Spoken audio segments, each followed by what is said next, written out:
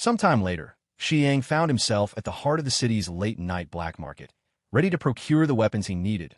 As he wandered through the bustling market, the constant noise of bargaining and the relentless chatter of customers and sellers filled the air. Everywhere he looked, there were hustlers trying to make quick bucks. Out of the corner of his eye, something caught his attention. Someone familiar. It was a man he had seen before during the first disaster. Lai Shuk-X. He was aggressively negotiating the price of some fake jewelry, wearing down the seller until he agreed to a much lower price. Shi Yang hadn't expected to run into this guy tonight, but it made sense that he would be here haggling over fake jewelry. It wasn't surprising that Sui Jing had been fooled by these worthless trinkets. After a few more steps, Shi Yang finally came across a stall that piqued his interest. Lined up in front of him were various blades, each one sharper than the last. A grin slowly spread across his face as he examined the weapons. He had finally found what he was looking for. Squatting down in front of the stall, he asked boldly if they had anything tougher. The man behind the counter, dressed in military camouflage, didn't seem to get the hint. In response, he tossed Xiaoyang a knife sharpener, suggesting he sharpen the blades himself if he wanted something tougher. Unfazed, Xiaoyang insisted that none of these knives were up to par.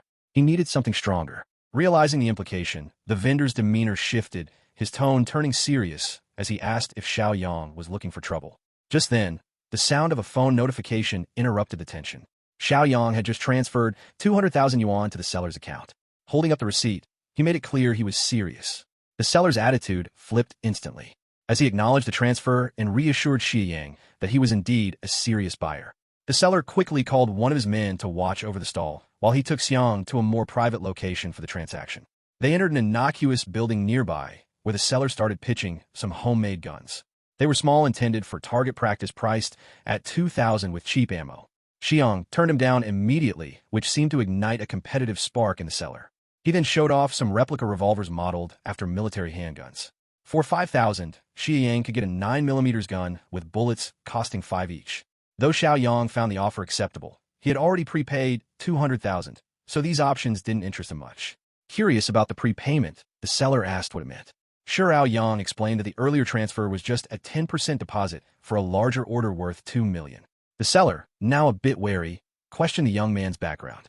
Xiaoyang quickly made up a story about how his subordinates usually handled these types of shady transactions. But he had come in person and didn't appreciate being questioned about his identity. Realizing that Xiaoyang must be involved in something serious, the seller urged him to wait. As he hurried off to a different room, he locked the door behind him and scanned the area through the window. Turning back to Xiang, he assured him he had come to the right person and that they would proceed with the deal at midnight, the day after tomorrow. He insisted on cash payment only. When Xiaoyang finally left the building, the seller treated him like a VIP. However, as fate would have it, he bumped into the same familiar face from earlier in the night market. Lu Kong couldn't help but comment on the coincidence. Now, it made sense why Shi Yang had been spending so much. Lu Kong also suspected that Xiaoyi's involvement with Kajing had something to do with it. He figured the kid had recently picked up too many tips about finances and was now planning to sell everything and live a life of comfort. Young Xiaoyang paid no mind to the ramblings of the fatty, whose words were nothing more than empty noise. He figured it would be more practical to test out his newly unlocked ability. As he opened his mind's eye, a faint aura shimmered in his gaze. Above Mr. Cam's head, a symbol of happiness floated, while an angry one appeared above Luong. This power was definitely proving to be useful. To test it further, Shi Yang decided to speak out loud, mocking the fatty for buying cheap secondhand items just to deceive Kajing. He also pointed out that the girl was nothing more than his secondhand trash, just like the rest of the junk he was trying to pass off. The comment made the fatty's anger indicator turn even darker as he fired back with curses. Clearly irritated by the jab. Watching the situation escalate, Mr. Cam, eager to keep things under control, asked Shi Yang if that fat-ass man was bothering him. With a subtle nod, he labeled Lai Shuk-Yang as an enemy. A clear message. Mr. Cam quickly reassured his new important client that his staff would deal with the matter and teach the fatty a lesson. Shi Yang didn't mind, but advised him not to go too far since he still had plans for him in the future. As the group of muscular thugs approached the overweight man, his bravado disappeared. He stammered, his usual arrogance replaced with fear. Mr. Cam didn't waste any more time with the man. With a swift motion, he pulled out a baton, and the men quickly took care of the fatty, leaving him bruised and battered on the dark road. His white suit was now covered in shoe prints, and his face showed the evidence of a hard beating. The incident only deepened the fatty's hatred for Xiaoyang. 2 days later, the agreed-upon meeting was set at a warehouse, and both parties were punctual. In front of Xiaoyang, A truck full of suspicious crates awaited, exactly what he was hoping for. When his firearm arrived, signaling the success of his task, the system rewarded him with 10 points, bringing his total to 20. He eagerly opened the crates, revealing an arsenal of weapons, heavy rifles, pistols, and all the necessary gear. Then, unexpectedly, the system added a bonus, a +2 physical enhancement potion. Xiaoyang was pleasantly surprised by this bonus, especially since it was double the strength of the potions in the system store. Not wasting a moment, he injected the potion into his veins. He had expected a brief pinch, but the surge of power was far more intense than he anticipated. The pain was sharp and immediate as the enhancement spread through his body. With his physical score now boosted by 2 points, Xiang felt 40% stronger than before. Determined to make the most of this newfound strength, Xiaoyang checked out the system store once more and noticed another physical enhancement potion. Seeing the value of increasing his strength even more, he decided to take the plunge. After injecting the second potion, his physical score shot up to 8, making him 60% stronger than the average person. Excited to put his new power to the test, Shi Yang looked around the warehouse and spotted some thick iron bars that were scattered about. He grabbed one, a sturdy bar used in construction, and threw it into the air. With a powerful kick, he bent the rod significantly, sending it flying into the nearby wall with enough force to create a noticeable dent. His kick had been so powerful that it left a visible impression on the wall. With this level of strength, Xiang felt confident that he could handle anything, even the early stages of an apocalypse. As for the weapons, he knew better than to leave them exposed. Storing them safely in his spatial ring was the wisest move. With a simple gesture, he pointed the magical ring at the contents of the truck, and the weapons were absorbed into the ring instantly. The day after tomorrow, the apocalypse was set to begin. Time was running out, and Shi Yang still had a few things to wrap up. However, he couldn't shake the image of the old man who had tried to buy his house. The old man had offered what little savings he had to secure a future for his granddaughter. Shi Yang had been through countless battles and betrayals during the first apocalypse, but he'd never ignored the needs of the less fortunate. The least he could do was send some supplies to the old man and his granddaughter as a small token of repayment. The following day, Xiang found himself at a shabby apartment building located in a rundown area of another city. The building was in such bad condition that without a GPS, it would have been impossible to find. The old man had been renting in such a low-cost, dilapidated place, and without an elevator, it was clear he wasn't well off. His apartment was located on the top floor. Shi Yang knocked on the door, but then quickly realized he should probably remove the supplies from his storage ring, or explaining them would be difficult. Activating the ring, he watched as box after box of essential supplies materialized, filling the hallway with provisions. At that moment, the old man reached the door and opened it, expecting it to be the landlord. He quickly assumed the young man was here to collect the rent, promising to pay next week. But when he took a closer look, he realized it was Mr. Jiang. Behind him, boxes were piled up, filling the hallway and stretching up the stairs, making the old man even more confused. She had told him to wait until later for the full explanation. But for now, they needed to get the boxes inside before anyone noticed. After a few minutes of lifting, most of which Xiang did on his own, they managed to get everything in. The old man couldn't believe how easily the young man handled it, not even looking tired. Meanwhile, Shurao Yang was checking the space, trying to figure out if it could serve as a safe shelter. He decided it would do, especially since the front door was sturdy enough. Once everything was inside, Xiang turned to the old man, urging him to pay close attention. He explained that the supplies they brought needed to be rationed carefully because they were meant to last for about 6 months, starting tomorrow. Just as he was about to go into more detail, something caught his eye. A photo placed nearby. It was of the proud old man with a beautiful young woman, his granddaughter. To his surprise, the woman in the picture was none other than Li Shanshan, a close friend from his past during the first apocalypse. Shi Yang immediately asked the old man if the girl in the picture was named Shanshan.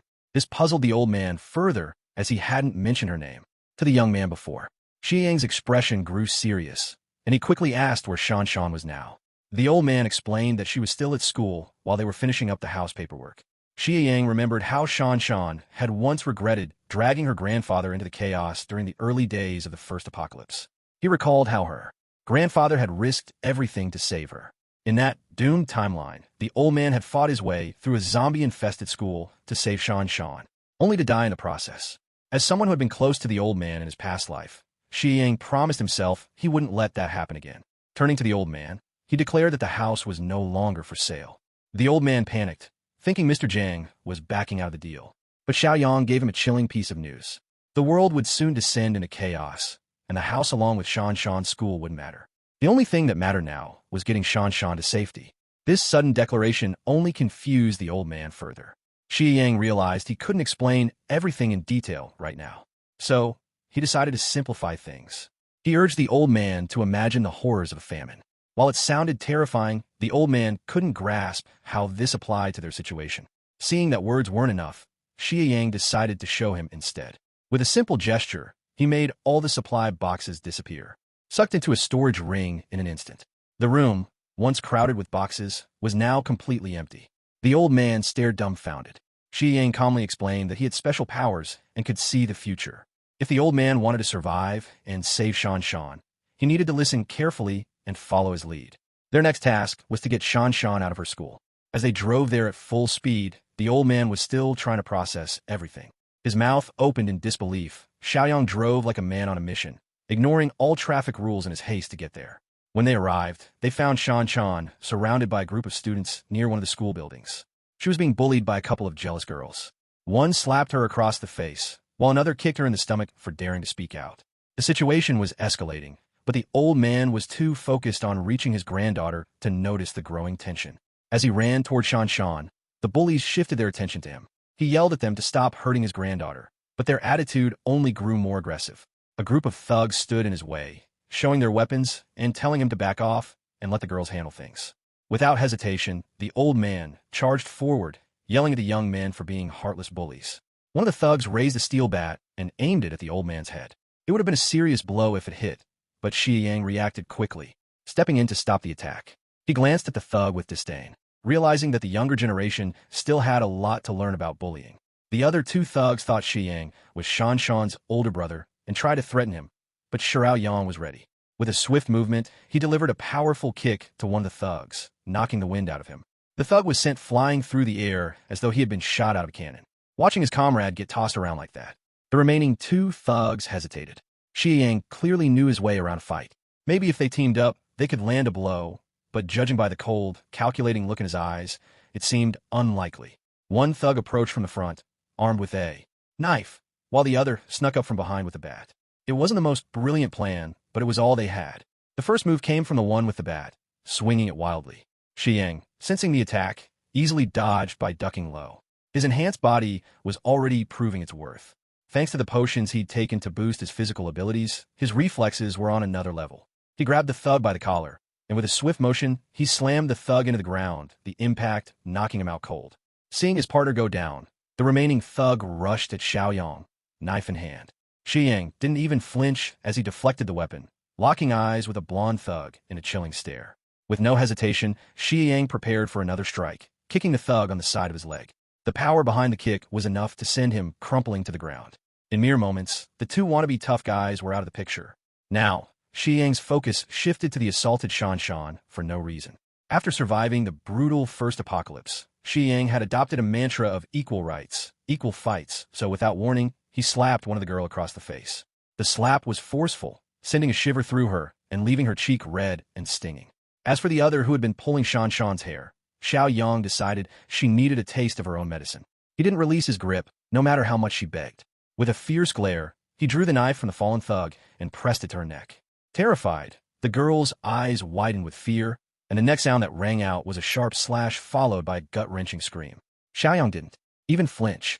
During the first apocalypse, he had done whatever it took to survive, and those instincts still guided him. The girl, now trembling, watched in shock as her friend collapsed to the ground, seemingly defeated and powerless. Don't worry, our protagonist isn't all that brutal. Well, not yet, at least. When faced with a bully, he didn't resort to anything too extreme. Instead, he just gave her a little haircut. Yep, right there in front of everyone, humiliating her completely. Did she learn her lesson? Not a chance. The bully, furious and hurried, screamed that she wouldn't let Xi Yang get away with it. But he didn't even flinch at her empty threats. With an air of dominance, he glared at her crumpled figure on the ground, sprinkling the freshly cut locks over her head like confetti, a final touch of maximum disrespect. While everyone else stood around, baffled by his actions, Xiang calmly told her he'd done her a favor. According to him, long hair would only become a burden soon enough.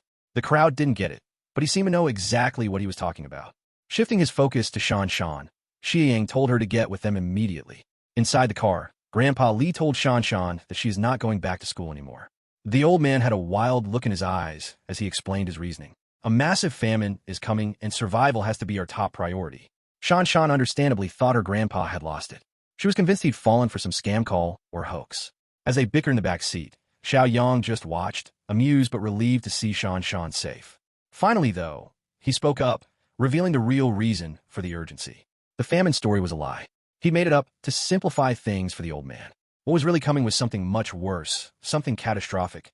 The apocalypse. He wasn't sugarcoating it anymore. He explained that in just a few days, modern civilization, as they knew it, would come to an end. Shan Shan was skeptical at first, but before she could argue, Xi Yang suggested she check her phone because she'll see the first signs of it now. And sure enough, the news confirmed it. A video popped up on Shan Shan's screen showing absolute chaos at a crowded train station. A man was being restrained by authorities, screaming some eerily prophetic words about a strange toxic smog. What made it worse? He was biting people.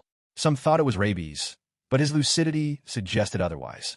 Things spiraled out of control fast. The man broke free, attacking more people, and the scene turned into an outright nightmare. Xiaoyang's chilling words rang true. This was only the beginning. The first signs are already here, he said. Tomorrow will officially mark day one of the apocalypse. He explained that a mysterious toxic smog would begin spreading across several provinces, including Province B. The effects would be devastating. Mutations, madness, and worse. A significant portion of the population would turn into mindless zombies driven only by a hunger for flesh. And for the lucky ones who survived the smog, their fate wouldn't be much kinder. For Shan Shan, the idea. Zombies weren't new. She'd seen them in movies, TV shows, and pop culture. But this wasn't fiction anymore. Still, it was hard to grasp the reality of it all. Yet, when the chaos erupted, whether tomorrow, next week, or the week after, there'd be no room for disbelief. On their journey back to headquarters, time was everything. But luck wasn't on their side. Traffic was backed up for miles. Even the emergency lane, usually a safe bet for getting through quickly, was jammed. Cars weren't moving, and the group's frustration was growing. The old man, already nervous, couldn't stop thinking about what Mr. Zhang had mentioned earlier. The zombies, now stuck in a sea of stationary vehicles. His anxiety spiked. Xi Yang tried to reassure him, saying they were safe for now, but even he couldn't dismiss the possibility of a small outbreak nearby. The situation worsened when a luxury car came speeding down the emergency lane. The driver, reckless and arrogant, seemed determined to bypass the chaos. As traffic inched forward, the car swerved sharply, trying to cut into Xiaoyang's lane. The move was sudden, almost causing a collision. Xiaoyang slammed on the brakes just in time, narrowly avoiding crash. Xiaoyang held his ground, refusing to let the car through, but the driver wasn't backing down. Pulling up beside Xiaoyu's window, he hurled insults and curses, acting as if he were the victim. The old man advised Xiliang to let it go, pointing out that the driver was likely wealthy and powerful. But Xiliang wasn't one to be intimidated. If this guy wanted trouble, Xiaoyang was ready to give it to him. For nearly an hour, they sat in that miserable traffic jam. When it finally cleared, they hoped the ordeal was over. It wasn't. The same luxury car was now behind them, tailgating aggressively. The driver wasn't just reckless. He was vengeful. This was no ordinary road rage. The car sped up, weaving dangerously close, attempting to provoke Xiaoyang. The old man pleaded with him to avoid escalating the situation. But Xiaoyang had had enough. The apocalypse was coming. Why tolerate scumbags anymore? Xi Yang decided to play along, taunting the driver. He bet on the rich brat losing his nerve. And he was right. In a moment of recklessness, the luxury car swerved wildly, nearly crashing into a hill. Yet, even after almost wrecking, the driver refused to take responsibility. Instead, he called the traffic police, demanding surveillance footage to track Xiaoyang down. As the night deepened, the trio finally arrived at their destination. By now, the city was cloaked in darkness. Stepping out of the car, they were greeted by the fortress, an imposing structure that seemed to loom over them. The old man stared in awe, his mouth agape, overwhelmed by the sheer scale and detail of the compound. Shan Shan, standing beside him, remarked that it all felt like overkill. A fortress too grand for what they might need. Xiaoyang, calm and composed, told them to rest up. Tomorrow, he hinted cryptically, everything you know will change. The world is entering hardcore mode. The next morning, Shan Shan woke feeling better than she had in ages. No alarms, no classes, just the rare luxury of a peaceful morning. As she stretched and looked around, she noticed Xi Yang nearby, already up and ready for the day. Realizing that this was the perfect moment for exploration, Shan Shan suggested a tour and Xi Yang obliged, inviting Grandpa to join them. The fortress tour began with Xi Yang explaining the sheer strength of the compound. The walls were made of reinforced concrete, thick and unyielding. The gates, crafted from solid steel, 3 centimeters thick, were remote-controlled and impenetrable without heavy weaponry. The design made it clear this was a fortress built for survival, ready to keep out both the living and the undead. However, Xi Yang laid down a strict rule.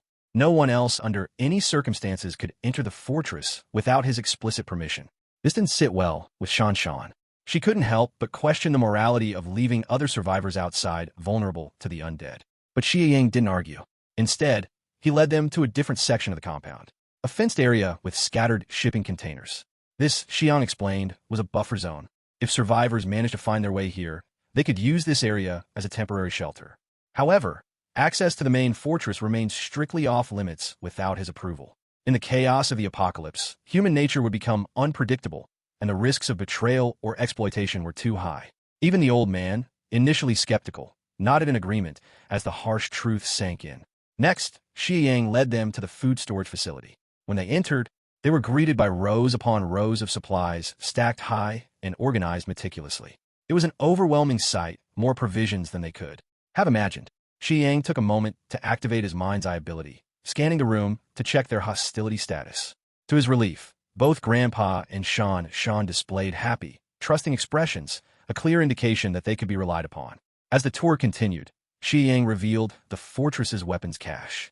He handed Shan a sleek crossbow and gave Grandpa a sturdy shotgun, emphasizing the importance of keeping these weapons secure. In this new world, losing control of their weapons could lead to chaos. Never let these fall into the wrong hands, Xi Yang warned, the seriousness in his voice leaving no room for doubt. Xi Yang had just finished showing Shan and Grandpa around the fortress when a notification flashed before him. A new system task. It was another mission, and this one hit close to home. He was tasked with reuniting with an old comrade. Zhongqi, the name, brought back memories and a mix of emotions. But what surprised him most was the timing. Standing on the viewing deck, he noticed a glowing arrow pointing toward the city, marking Zhongqi's location. This was a fortunate coincidence. Xiaoyang had already planned to track down his former allies, and now the system seemed to reward him for his intentions. Wasting no time, he turned to Shan and Grandpa, reinforcing the fortress rules one last time. They were to stay vigilant and not break any of the guidelines no matter what. When asked where he was heading, Xi Yang simply replied, recruiting and building the team. With that, he hopped in his car and drove off, following the glowing arrow toward Zhangqi's location. The arrow led him to a KTV bar. Inside, the atmosphere was jovial, with groups of friends enjoying their night. Among them was Zhang Qi, his signature silver hair shining even under the dim neon lights. He was laughing, drinking, and singing karaoke with his friends, seemingly untouched by the turmoil outside. Zhongqi and one of his friends stumbled out of the room to find a restroom, their steps unsteady and their laughter loud. After handling their business, the two drunkenly wandered back into the hallway. That's what happened. In his inebriated state, Zhang Qi accidentally bumped into a girl. It was a harmless brush. Nothing serious, but the girl's irritated expression told a different story. Zhang Qi quickly apologized and tried to move on. Unfortunately, the girl's escort wasn't as forgiving. The man, a towering figure with an intimidating aura, saw this as a personal affront. Without hesitation, he called Zhang Qi a punk and delivered a brutal kick that sent him sprawling into the wall. Zhang Qi hit the ground hard. The pain is evident in his groans. His friend, though clearly scared, didn't hesitate to check on him. But seeing Zhang Qi in pain sparked something brave or perhaps reckless in a friend. Standing up, he yelled at the thug, calling out his aggression. This boldness only made things worse. The thug, unaccustomed to being challenged, became enraged. Grabbing Zhang Qi's friend by the collar, he effortlessly lifted him off the ground, showcasing his brute strength. Zhang Qi, despite his pain, tried to intervene. Struggling to his feet, he pleaded with the thug to let his friend go, admitting fault and apologizing profusely. Amid the chaos, a KTV staff member appeared, drawn by the noise. He wasn't in the best shape, recently recovering from stomach flu only to catch a cold. But his sense of duty prevailed. Bar fights were nothing new in his line of work, and he knew the drill. Approaching cautiously, he tried to mediate, asking both parties to calm down and de-escalate. But the thug wasn't having it. He turned his fury on the staff member, interpreting his interference as disrespect. To make matters worse, he loudly demanded that the bar's owner come out immediately, threatening to shut the place down if his demands weren't met. The staff member, though clearly nervous, gestured discreetly to Zhang Qi and his friend, urging them to leave while the thugs' attention was diverted. The two young men fled. Back in karaoke room 3090, Jiang Qi and his friend barged in, panting and wide-eyed as if they barely escaped a predator. Their other friends turned to ask what had happened. The duo quickly explained, recounting how they had bumped into a drunken thug in the hallway, leading to threats and a near beating. They expressed gratitude for the quick-witted staffer who had stepped in to defuse the situation, even if only temporarily. One of their friends, the hot-headed Chin Chong, wasn't having it. He stood up, declaring that their mechanical engineering class had a reputation to uphold and shouldn't back down from anyone. He even suggested rallying other students from their department to teach the thugs a lesson. Jiang Qi, however, stopped him in his tracks. Acting tough and seeking revenge was a foolish move. With less than a year until graduation, they didn't need trouble. They needed to keep their heads down and focus on their celebration. Reluctantly, Chun Chong sat back down, and the group decided to resume their singing and dancing, trying to salvage the night. But trouble wasn't done with him yet. Moments later, the drunk thug and his gang burst into the room. Their arrival was loud and violent, with the thug dragging the battered KTV staffer by the collar before throwing him onto the floor like a rag doll. The sight of the injured staffer silenced the room, and a chill ran through the group of college boys. The thug, his eyes scanning the room, pointed directly at Jiang Qi and his friends, grabbed them. He barked at his crew. His henchmen moved swiftly, closing in on the group. Fear paralyzed the students who didn't dare resist. They had seen what the thugs were capable of and didn't want to escalate things further. Chin Chong, however, I wasn't about to go down quietly. He taunted the gang, daring them to let him make a single phone call, implying he had backup of his own. This only enraged the thug further.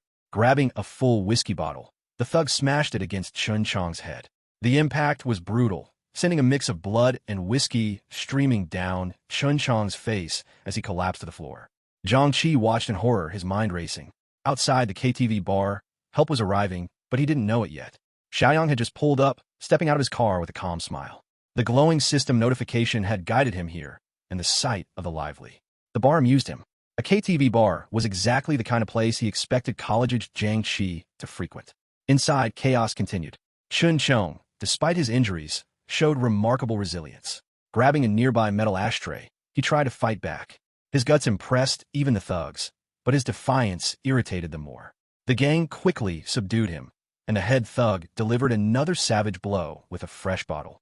Blood splattered as Chun Chong slumped to the floor, groaning in pain. But Jiang Qi wasn't one to back down.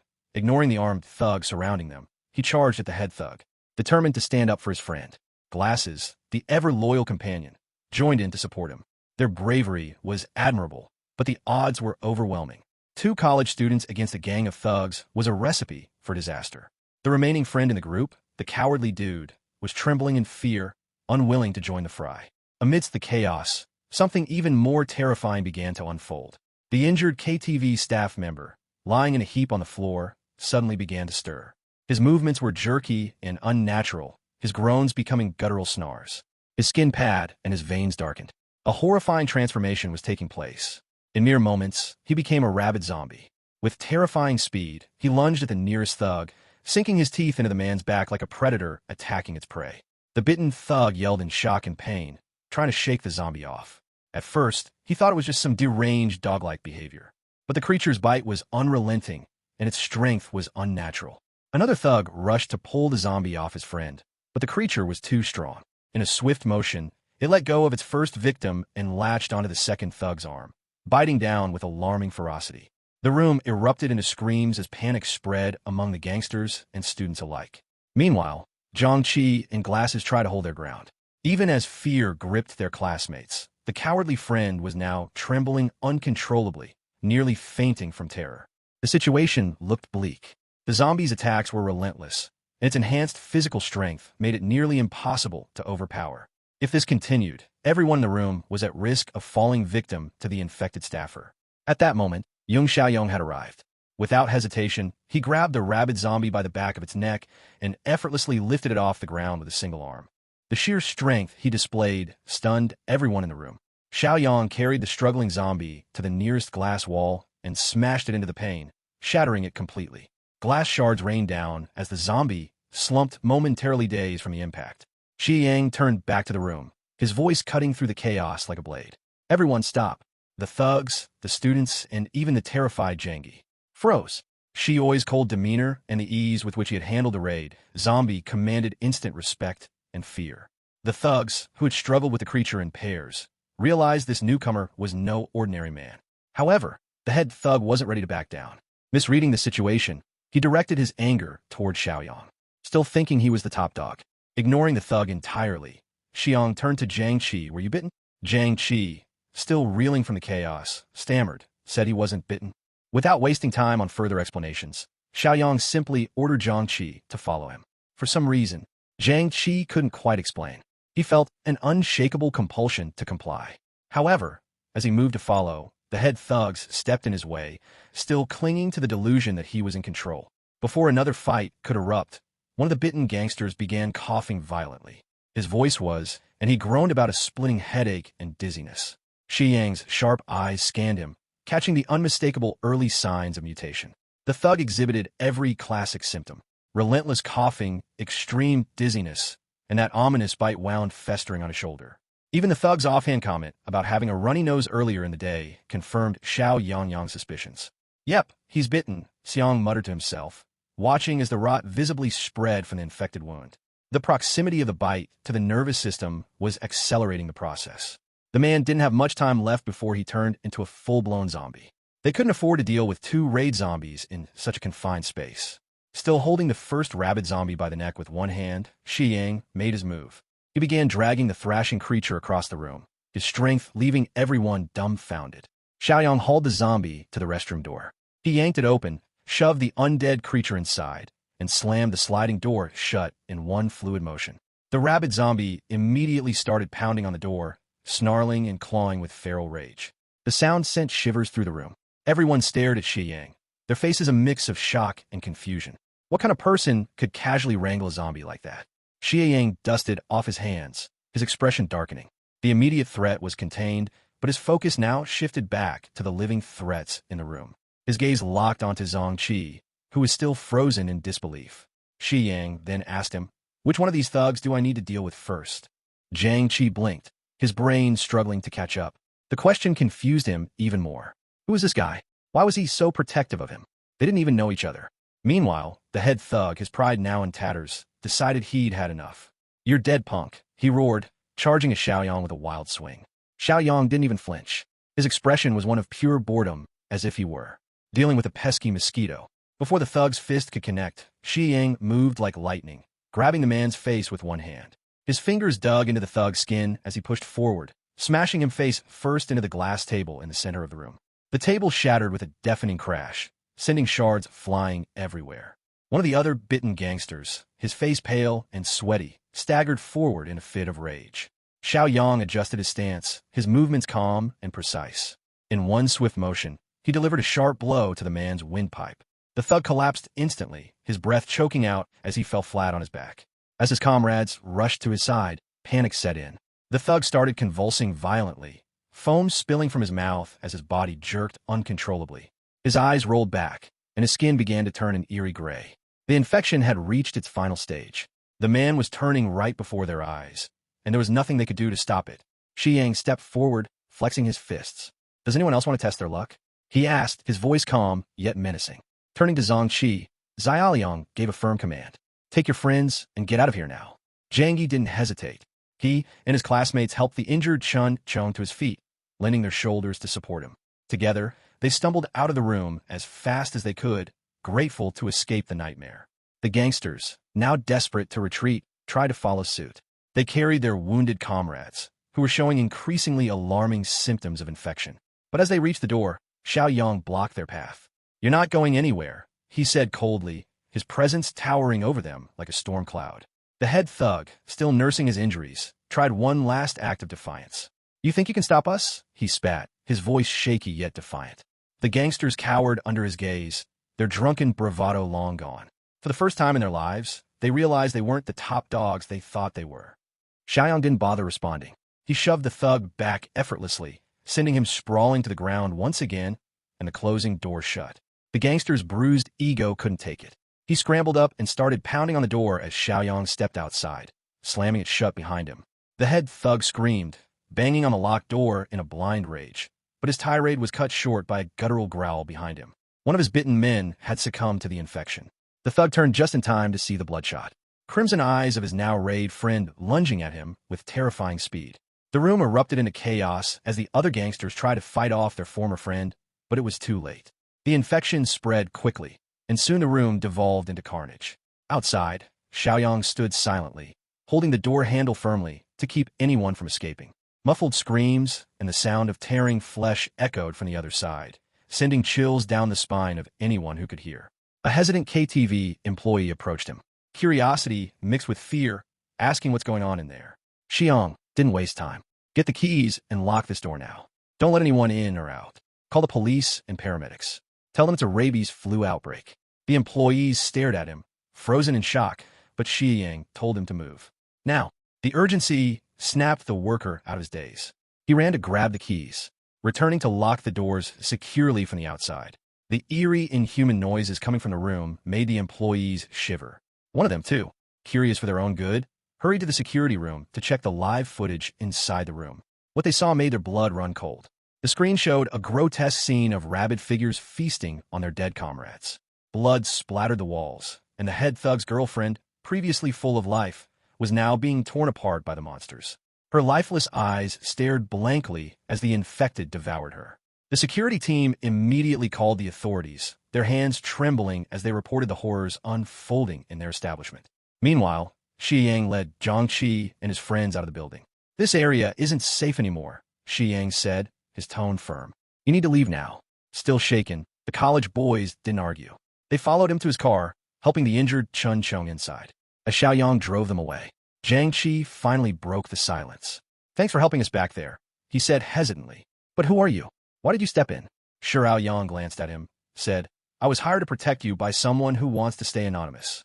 The explanation made sense. At least enough for the moment. The coward boy nervously asked, "That rabid flu. It's real, isn't it? I thought it was just a hoax." Xiao Yang's expression darkened. "What do you think you saw back there? Those weren't drunken fights or wild animals. It's real, and it's just the beginning." Glasses gulped, his voice trembling. "Is there any cure, a vaccine?" "No," Xiang said bluntly. "There's no cure, no medicine, and no way to stop it. It's already started, and it's only going to get worse. If you want to survive, you'll listen to everything I say from now on." As they drove through the streets, Xiang's point was further proven when they saw an infected man chasing a terrified pedestrian on the side of the road. The chaos hadn't completely consumed the city yet, but the outbreak was spreading rapidly. Soon, there would be no safe place left. Looking at the back seat, Xiao Yang's mind wandered to a darker memory. In their past life, one of Zhangqi's friends had betrayed him, leading to the deaths of countless people at the hands of zombies. Zhangqi was the only one who barely survived, but the betrayal scarred him deeply. Xiang's eyes flicked to the rearview mirror, scanning the faces of the college boys sitting behind him. One of them had been the traitor. The question was, which one? On the other side of town, Kajing was on a phone call with the man she affectionately called Honey. She had been feeling unusually anxious lately. The witch was promised some much-needed supplies, but things in her neighborhood had started to spiral out of control. Too scared to step out herself, she relied on his assurances that he'd deliver the goods as soon as he could. Just as she was about to press him for details, a sudden knock at the door startled her, nearly causing her heart to leap out of her chest. She hung up immediately, her breath shaky as she cautiously approached the door. Peeking through the peephole, she exhaled in relief. It was her friend Xia. Kajing quickly unlocked the door to let her in. Even as they exchanged greetings, a lingering unease hung in the air. Earlier that day, an elderly man named Liu, who lived on the building's first floor, had been taken away by both the police and an ambulance. Though the incident was hushed up, Kajing had heard the commotion from her apartment that morning. The two witches began to piece together what was happening around them. It was hard to dismiss the growing evidence that the rabies flu news wasn't just media fear-mongering. As for Luk Chang's promised delivery of supplies, it was still nowhere to be seen. Xiao Yao had warned Ka Jing that greasy fatty couldn't be trusted, but they both knew he had his uses. If nothing else, he could be their pawn in a plan they just cooked up. Her idea was simple: ransack Zhang Xiaoyang's secret stockpile. The stockpile they'd learned was massive, enough to make anyone rich in the middle of this escalating epidemic. Xiaoyang had already tried and failed to seduce Xiaoyang, getting herself kicked out in the process. Not wanting to give up, she had one of her devoted followers spy on him. That's how she discovered trucks regularly unloading supplies at an abandoned factory he'd refurbished. Clearly, Xiaoyang had known about the epidemic long before the news broke. The two witches decided it was time to act. They planned to use Lai Shuqiang to get into Shaoli's fortress and take a share of his hoarded riches by force.